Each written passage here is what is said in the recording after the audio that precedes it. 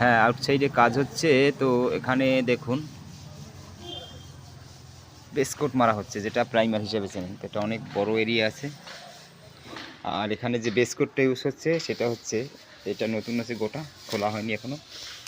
এই যে apex Ultima protect ডুরালাইফ বেসকোট। আর price হচ্ছে 13,275 এমআরপি। তো আমাদের 2 ড্রাম এখানে লাগছে। এই রয়েছে, এইটা খোলা হয়েছে,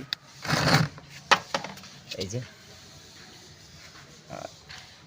এইটা, এই যে মাল রয়েছে পুরো। আচ্ছা, ভিডিওটি যদি ভালো লাগে অবশ্যই লাইক করে দিবেন।